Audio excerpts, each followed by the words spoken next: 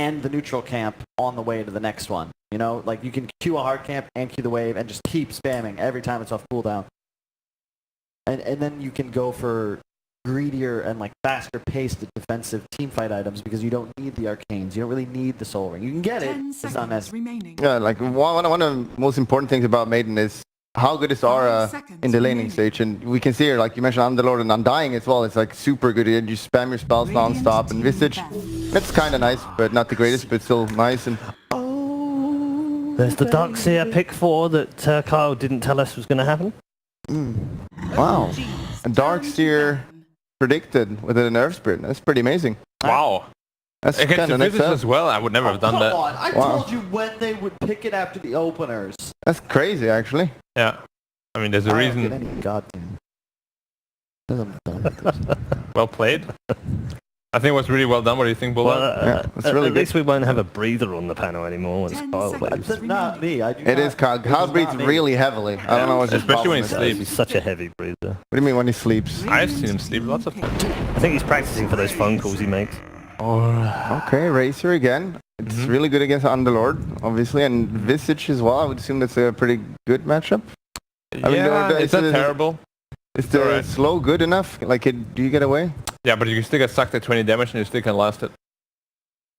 I just hate this hero, guys. I don't like the Razor pick. I get it. It's going to shut down the Underlord, but I actually think Underlord's incredible against Razor. Look, we haven't seen a good Razor game yet. This entire tournament, right? And if Thompson can't make it look good, it's not. I'm not sure anyone can. That hero got nerfed quite a lot. Like the static link got way long cooldown, and I mean he's got some issues now. He used to be like it is super duper lane dominator, but they scaled it down a little bit. So what are we looking for? Mid for Gambit, or is it just Visage mid? It has to be Visage probably mid. need some catch, right? They need a little bit catch. Yeah, but You could Ember here. you could, but I think Razor's gonna poop on you so hard. So just go Shadow Fiend again. They could. But I think you don't want to land this Visage against Earth Spirit Darkseer. It's like You could put the Underlord with you. Yeah. Sure, but then the PL is gonna free farm. Not necessarily. I think it's just too good though. Like Underlord plus like a CM, they will completely shut down a PL. You're right. I agree. I feel like if you shut down the PL, you win the game.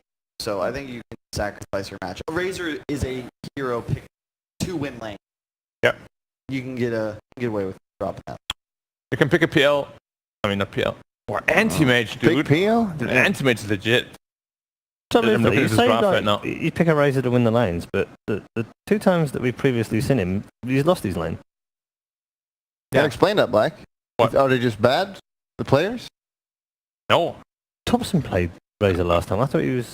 I mean, like I said, if he can't make it good, then... But they're not picking it in the right matchups. Like, he just picked it blind without even knowing the mid matchup. Because they wanted to play against the Medusa. So they weren't playing against Medusa. Okay. But now again, it's like a co-op. It's a really good co-op pick. Yeah. Well, never is it a good co-op pick, right? But it's like, it fits. It's a good game for him. And it's against Razor again. But that's what I mean. Like, you pick Razor, you don't know what you're up against. Because you definitely want to put a middle for... Like, you don't want to adjust. But we already know they don't. And you stop breaking the studio, Black. You stop breaking stuff. Yeah, that might have been me. But then, if you don't want to adjust, you know, you pick it like that, the co-op is really going to punish you. Because you're going to run into trouble now. All right, money where your mouth is. Kyle, let's start with you. I can't believe I'm doing this, and I feel like I shouldn't break rules this early. But I'm actually Gambit. I think playing better, and I really like the draft concept. Okay. Black.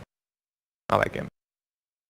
Emerald Bulldog. Yeah, I think they got very easy ways to deal with the PL. And sure, PL gets super strong later on, but I don't think the game will go late game enough. So, Gambit as well.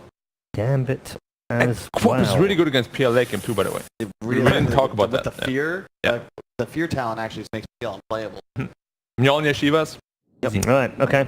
It's very decisive as far as that panel is concerned, but I would remind you it's very decisive in their last match as well. Let's find out whether their commentary team are going to go with our panel or against them. They're wrong again. They're wrong again? Again? Yeah, well, again, we were right. Yeah. Yeah, I pointed that out. So they were all for Gambit. Yeah. I was thinking about it until the panel went all for Gambit. Right. And I'm starting to wonder, like, if OG's team fight may be good enough just because the early game, like, ES and Witch Doctor can cause a lot of problems. I don't know, Sin, give me. No, you're choosing. Damn it! You're pick first. Crap, OG. Alright, I'm going Gambit. Okay. Alright, just Toby with the OG then. Toby's the lowest one. Toby and OG. He's the lowest one right now, yeah. We'll see. Maybe he'll come back a little bit here. There's a lot to win. There's a lot to There's win. a lot to it. I mean, it could be... Yeah. Yeah, see, let's just get them off the screen right now and go into the game because already OG is getting aggressive. So, yeah, GG, I feel very much stranded by my analyst. Okay, so I think in this game, I like OG more than in the last game, but the thing for me that's going to be the most important is whether Underlord gets to farm or not. If he gets a pipe and the right items in this game at the right timing, or Crimson, whatever they want him to get, these teamfight items, if he manages to find the farm for that, I'm feeling Gambit. If they could somehow shut down the Underlord and not get these teamfight items, I think Gambit wouldn't be able to 5-man push and end the game, and that would buy enough time for the Phantom Lancer, and they could win these fights with the Magnetize and Darkseer combination to just, you know, run in with Ion Shell on Razor and on PL. Just take fights, buy time, and eventually win late, but they're it's under the battling condition. for the top rune. Yep. Gambit's going to take it, and FNG's happy with that, but it's still going to be a 3-for-1 trade-off. I really like the Underlord pick in this game, by the way. I think it was a very clever pick with the pool that was left. OG trying to adapt to it with the Razor, but they're not laning against each other anyway. When you look at OG's heroes, the problem is their 3 cores are Razor, Darkseer, and PL. Yeah. And the other, you don't want to sit Darkseer mid, and PL mid against Quap used to be really fine for PL. I don't know if it still is okay, because then they could have considered it. They just seem very committed to this idea that Razor is a mid hero right now, OG. Yeah. I just want to keep my eye a little bit further on the bottom lane, because that for me is the action lane from OG. The top lane is the bigger problem. Notel went for Voodoo Restoration to begin with. No stuns available to help him back off. So it's going to be rough there anyway, but for me, like, it was like OG making something work with the Darkseer and the ES. Somehow able to just have an influence. Except he actually tried to get the Iron Shell onto ES before he TP'd out, so he could be involved in the top, because they're going again. Just Notel is going to be the punching bag. Yeah, and what ends up happening now is that OG, let's see, the roll is going to miss. FNG moves up to get a little bit more aggressive. The kick will go onto the Crystal Maiden. ILTV looking for that kill, but he's only got Doppelganger available, and Notel's copping such a huge hit from FNG. He's got 20 stolen strength, so every punch is so strong, but Notel cuts his way through the tree lines to now make it 24 stolen strength. OG's going to be real careful. They don't have a lot of life on their heroes. I think Gambit are super happy with how the lanes are placed. They wanted this Underlord to be against Darkseer Earth Spirit because he's very tanky and hard to dive and kill, so they give up on it and just let Underlord play one-on-one against Darkseer. And what ends up happening then, OG are playing Tri versus Tri lane against Undying and Visage and Maiden. Undying gets double or triple decays, Visage will get Soul Assumption that will just stack up super easily, and Maiden has one of the best AoE laning nukes in the game and will get the aura, so the other 2 heroes can just sustain themselves and keep spamming out spells. I think Gambit can win 3 lanes this game, or at least they're probably going to draw bottom, actually. I don't know if Underlord will win, but they'll both just farm. And the other 2 lanes are great for them. If Seb could do the pull and actually like farm the wave and the camp at the same time, this would at least give him a little bit more. But this top lane from OG just feels like, well, it's ass, to put it very, very clearly. Notel's got no paralyzing cast. Durex has now finally got his level 2, so he's got Boulder Smash plus the Rolling Thunder. So that's a small upside for them. But Thompson's mid lane's, like, it's still a little bit more favored to Queen of Pain. 13-3 against the 10-2. He does have some creeps coming into tower, however, so it's maybe a little bit more even.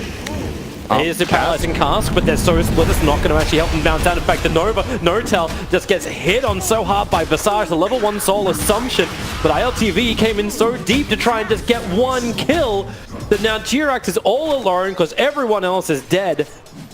And that's 3 for 1 on the board. OG struggling to say the least. And talking about this mid lane, the Quap versus Razor, where Razor's doing okay right now, you have to remember this is not the normal Quap versus Razor matchup. There is an Arcane Aura, and it makes a difference in these matchups. It's also why Underlord will have no problem whatsoever sustaining himself bottom. He's not even going Soul Ring. He's running straight for a Hood, because he can just rely on his Maiden to sustain enough mana for him to use Firestorm almost every time he wants. And if you win Tri lanes with Maiden, it feels so good, because your other 2 lanes have that extra buff. So your solo lanes will be going better than usual as well. It's just already shaping up very nicely for Gambit. And you look at OG, it's like This is why Witch Doctor's an awkward hero sometimes. Like, yeah, you've got this AoE heal, which is great against this Trial. Who's going to do the damage? Like, how does stuff die in this lane? You need the Maledict. Like, until Maledict is up, you don't have a lot of options. Jirax now rolling boulders into 2. They're trying to chase down the Visage, but Paralyzing Cask will finally bounce. But as you said, there's no straight follow-up damage. Even when the initiation comes from OG, you want to come underneath the tower, that's fine. FNG will steal your life and just survive. While in mid lane, Apho gets a solo kill onto Thompson. That was, I actually like the play from Jerax there, his idea. He wanted to roll into the Visage and kick him into tower, and then he was 2 mana short. He didn't account for his mana at the time, and just ends up killing himself instead, so it turns out to be a really bad play, but a good idea. He saw a moment of opportunity. That could have been a kill, possibly, but yeah, Gambit looking great so far right now. They go again. Rolling Boulder up on the top. Paralyzing Cast slowing down the Crystal Maiden. Jirax able to get a kick over on 3. ILTV needs to find these kills. It's a 1-for-1 trade-off. Witch Doctor has to sacrifice himself. Jirax, as well as PL, thinking about it. Soul Assumption damage on Jirax is good. Cannot Rolling Boulder away from the decay in time. And for once, it's actually the PL who's able to survive during these fights. 3 bounties for Gambit. Afterlife tipping Seb. I guess he's like, good job, you're not taking runes or whatever this is supposed to be this tip, but he's just taking the farm in the bottom lane. Yeah. That's Seb again, like it seems to be the norm, right? Everyone just rushes up with Vlads when they run the off lane, apart from this time around, as you said, for Underlord. He'll get it eventually for his team, unless they want to buy it on, I don't think I'm buying that on Visage. Probably not. But yeah, both these heroes in that bottom lane, usually when Darkseer gets one-on-one matchups, he out-farms the opponent by just cutting the wave and pulling it into small camp, but the problem is this Underlord is kind of just pulling the enemy wave and pulling it into the big camp. They're looking to fight again up on top. It's the smoke move from ES. He didn't put down an Observer Ward.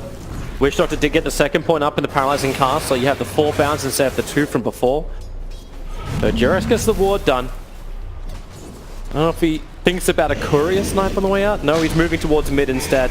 But he's got no core. Thompson's gone jungle. The fight happens up on top. No tell us the Paralyzing Cast go. But underneath the tower, all it's doing is creating space. But the Soul Assumption damage level 2 for it now. Man, the max charges. This lane is falling apart right now. You don't want to be here as PL. This hero, when it has a bad start in lane and needs to play catch-up, really relies on time. But there's like, in OG's lineup, who is going to buy time if it goes this poorly? Razor is jungling. I like how what Underlord's doing. He's tanking the tier 1 tower to beat it down with the catapult, trying to force Seb to actually do something to stop him or force a support to rotate off the top lane. And they haven't got it yet. He can tank this tower with his Vanguard. He's actually just getting it. Yeah. Full HP to 0. Straight take the tower. No-Tail throws a cask out on top. It will not bounce. But they wanted this. They really wanted that to hit. Jirax just TP'd up here with an Iron Shell on him. He was looking for the fight, but Queen of Pain, Apho will do exactly the same thing. They go for the fight. FNG, Seb, scooting around them. 4 heroes looking for an engagement. They got a fresh Vlad. Thompson goes down to the bottom lane to now force the Underlord to ulti out. He'll go all the way home, so Thompson at least stops the pressure that was being applied on bot. But he doesn't apply any of his own. It's a defensive play. The mid lane is just sitting in the river. Yeah, Jirax left too, so Underlord TP's top. They'll take the tier 1 tower. This will be the second tier 1 tower in 8 minutes. In 8 minutes in the game. Yeah, I think they're gonna get it. I don't know. It's a pretty good cast from No-Tail here, but he only... There's no follow-up. He's got the 1 point up in Maledict. No G letting it go. There's too many heroes on top. They know they can't defend it. Phantom Lancer's a creep right now almost.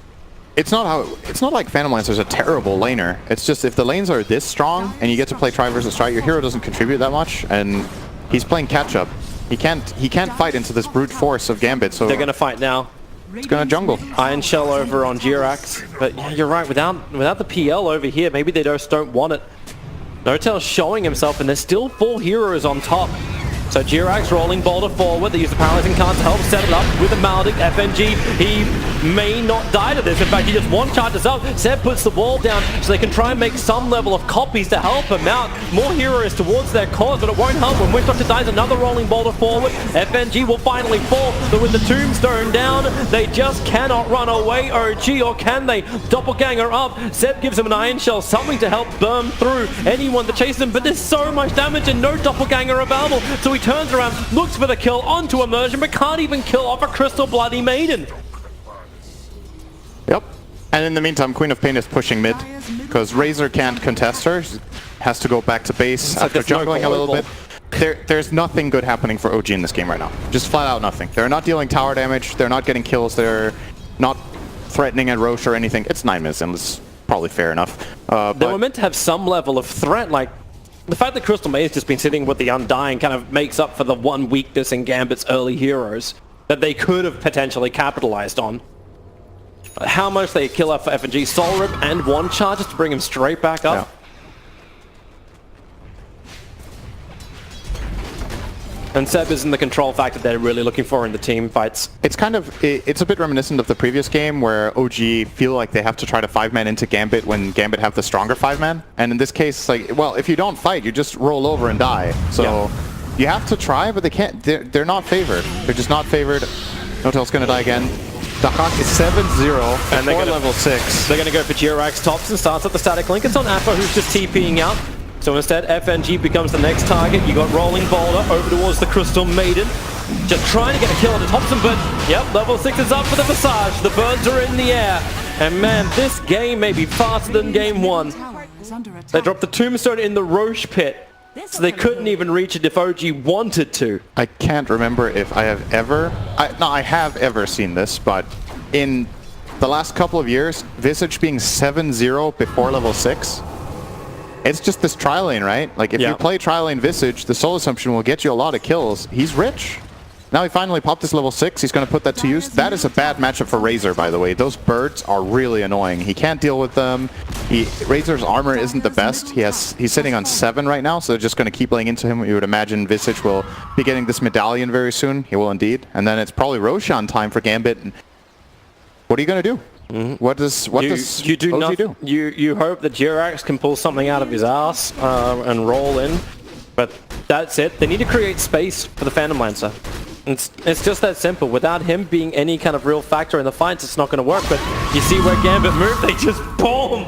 Sonic Wave and Scream. The Observe Ward on the hill let him just set up for that. He did not need any assistance at all. And now they move up towards the top lane. OG were looking for a rebuttal onto the Visage, but FNG and Immersion so quick to TP back over again. So they just hold up Here comes the party bus. And yep, it's a full kind of run forward. The pit is down. Razor trying to get back to the tier 1 tower. The Familiar hitting him, the Soul Assumption as well. Paralyzing cast. Notel is wondering if he even throws it out. Jirax is dying to underneath the tower. At least can get the Maledict and a rolling boulder up into the trees, but the stream from Apo right on point with the blink. Doesn't need to see him for it. And now Notel will also fall. God. Do you even tap? Like, I know there's still some level of hope for OG, but my God, are they getting stampeded? I mean, you don't want to call it yet, but this is looking really grim. It's a 95% favored game by Dota Plus minute 12. That's pretty high up. It makes you wonder. I was thinking during this draft, when I saw how OG opened the bans, I was, okay, they're banning Medusa, they're going to ban the Visage too, and then we'll see how Gambit adjusts. But they ended up banning the Keeper of the Light instead, again, banning the Caudal over the Visage. I think they ban Caudal pretty much every game, OG. And it's Gambit's comfort zone. Giving the Hawk this Visage or Medusa, it's their 2 most successful strategies, so you asked for it, right? Yeah. Like, and then you saw this PL pick. It's like, oh, nice. They got PL against Visage Undying. That's really good in theory. You can kill the Tombstone. Visage struggles to deal with the PL. Doesn't have like this AoE damage. He takes off the layers. But PL is weak in the early 20 minutes of the game, and that's when Gambit played their whole game. Yep. So I just think game planning wise, this has not been OG's day against Gambit. They've had time to prepare. They lost to them 3-0. They've seen how Gambit have played. They're actually going to try and contest Roshan. Yep. The Tombstone is at least And on they the have side to. that Thompson's able to get rid of, but he's trying to focus too much on the hero kills. They're back into a two-man wall, but they're in the two-man pit too. No-Tail lands the paralyzing cast, but your primary cores are practically dead. The buyback will come out from Thompson. They really want to take this fight. No-Tail cannot move away. He's trapped in the river. Roshan's at 50%, but Seb, Afro, Sonic Wave, he just wants that Darkseer down. And he gets him. So buyback out from Thompson. Your core heroes are dying. Your PL can't be involved. You're losing Roshan. OG, where is your glimmer of hope? Where is your... Oh, okay, there's your attempt at the steal from Jirax. It's at least worth a shot. OG. OG. The power of blood and death is Gambit's friend. It's interesting to see because Gambit are playing super well in these games. It's like they're in their comfort zone, they know what they want to do, they know how to build their lineups, they are fully on the same page with how they should be. Like, when are we strong, where do we go, what do we do? So it's very cohesion based, and it's very nice to see just their team movements and their fights. Oh. Jirax trying to be clever again. He did the same type of thing with Grimstroke in game 1, just trying to stall them up and buy some time. You can't help but be a little bit disappointed with OG's, not necessarily really performance, just their strategy coming into this. Yeah. It just hasn't, it flat out just hasn't worked, and they need to go back to the drawing board. I'm talking like this game is over, but I've seen this game before a lot of times, and I've never seen the Radiant lose at this point, so. It really is over. Like, OG has no real defense. They can put down the wall here from Seb. A three-man pit? It's too easy! 60 seconds without tops. Remember, that's the buyback death time that added to this. So Witch Doctor can buy back into the game, sure. The Phantom Lancer is still not joining them. He has the TP available. At this point, I think they almost have to accept the fact that mid-ranks is going to go down. Yeah. So get rid of the Tombstone from No-Tail, but you know FNG is just waiting to protect it. If he commits for that Tombstone, he's going to die to birds. I think they're trying to bait Seb to get the back. Like, it's just like, you could try this. There goes the melee Rax. Queen of Pain quickly jumps up towards the top to start the creep skip. Move away from the wall. They don't want to battle inside of this. Seb a little bit too far out. Once again, trying to force them in to battle around his area. But this isn't your area. This is Gambit's area. They own this world. No-Tail will have a dieback. PL's cutting the creep wave in mid, and this is what's stopping the push. This is what's going to put on the backdoor regeneration. Crystal Maiden will TP in, Nova to clean up all the illusions, and then look for the real Frostbite one. You know which one is the real one. No TPs though. Yeah. He's trying to hide in the tree lines, cuts into the side, begins his own TP now out. But Underlord begins the pressure on bottom. Remember, this is also, there's 2 bounty runes on bottom to be claimed. Everyone's just been focused on pushing the mid. Oh, nice pickup. Nice grab. The early Yule Scepter over on Afo. Such a great disable to add to a Queen of Pain who has no stun. And ES is down.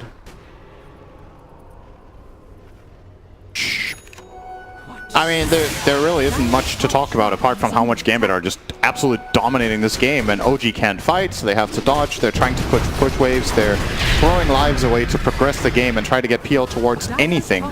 The problem is, what is the end game here? Like, when does OG start to feel stronger? Phantom Lancer Diffusal Blade isn't going to change anything. He still can't fight. He can't fight with a Manta either. He probably needs Manta Diffusal Heart at this point. That's too much. At least 15-20 minutes away. At least maybe he could burn off some of the mana of the heroes of Gambit, so it's not as easy to sustain their push as it was like in the mid lane when they went up. Underlord's coming to join the fight there. Here we go. Group up as 5 and just keep going. Aegis on the Queen of Pain. They wanted to get aggressive and just dive and push. And everyone is not there. Thompson's in mid, creep skipping between tier 1, tier 2 tower. They'll lose their tier 3. Paralyzing Cask and Maledict from No-Tail. He's putting himself on the front lines again as this sacrificial lamb. Seb surges his way into the Dark Pit. Jerax is trying to cut the wave again, but gets caught by Afo with the Yules and the Maiden. Thompson's holding off the mid lane, but it's... Oh my god. Like, they're really going to play for the third lane of Rax.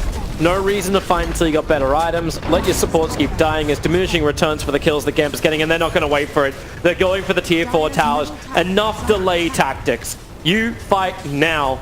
Even the Aghanim stepped her up for the Queen of Pain. Let's make that a nice 40-second cooldown for the ultimate. Blinks in, no tell. He at least get the Maledict off us again. Another 3-man pit. They'll scream Seb out of it. He does get a half-decent wall, but both PL and Wish Doctor are down. All that farming, and for what? For death, for GG.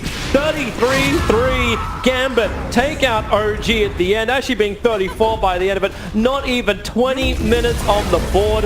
The early game couldn't have gone worse for OG, and life couldn't be better for Gambit. They moved through into the upper bracket final to face up against eHome. Both teams 2-0 in the upper bracket semifinals.